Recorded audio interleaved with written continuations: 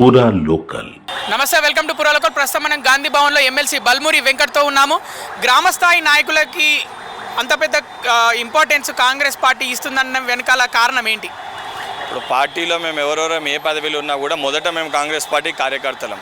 ఈరోజు మేము ఈ స్థాయిలో ఉన్నామంటే క్షేత్రస్థాయిలో కింది స్థాయిలో బూత్ లెవెల్ ఏదైతే అధ్యక్షులు ఉన్నారో వారు కష్టపడి ఏదైతే పోయిన ఎన్నికల్లో పార్టీ అభ్యర్థులను గెలిపించారు కాబట్టి ప్రభుత్వం ఏర్పడ్డది. ఈరోజు మంత్రులు కానీ, ముఖ్యమంత్రి కానీ, ఎమ్మెల్సీ కానీ, ఎమ్మెల్యేలు కానీ, కార్పొరేషన్ చైర్మన్లు కానీ ఈ పదవులన్నీ కూడా కింది స్థాయిలో ఉన్న ఆ కార్యకర్తలు ఏదైతే కష్టపడితే వచ్చిన పదవులు.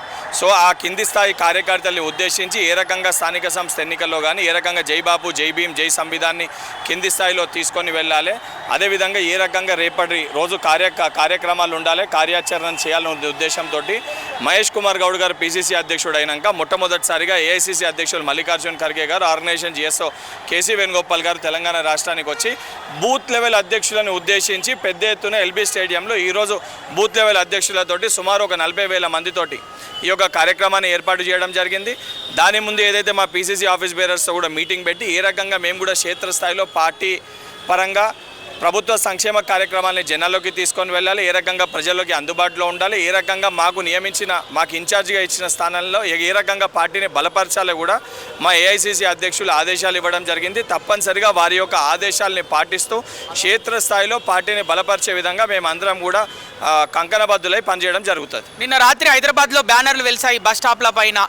జై భీమ్, జై బాపు, జై సంవిధాన్ అంటే ఎస్సీ ఎస్టీలను మోసం చేయడం, జై భీమ్ అంటే జై బాపు అంటే అందరినీ మోసం చేయడం అని బ్యానర్లు వెలిసాయి. తర్వాత పార్టీ తీసేపించడం జరిగింది. అలా బ్యానర్లు వేసిన వాళ్ళపై గురించి మీరు ఏం చెప్పాలనుకుంటున్నారు?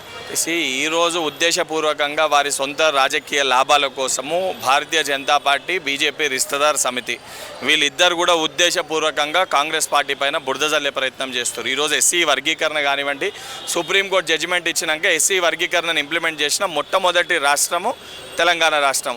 దానితో పాటు 42% బీసీలకు రిజర్వేషన్ ఇవ్వాలని చెప్పి క్యాస్ట్ సెన్సస్ని చేసి ఆధారాలన్నీ కూడా విత్ ఎవిడెన్సెస్ని తీసుకొని వచ్చి అసెంబ్లీలో అదేవిధంగా కౌన్సిల్లో బిల్ పాస్ చేసుకొని కేంద్రానికి దానికి పంపించిన ప్రభుత్వం తెలంగాణలో కాంగ్రెస్ ప్రభుత్వం.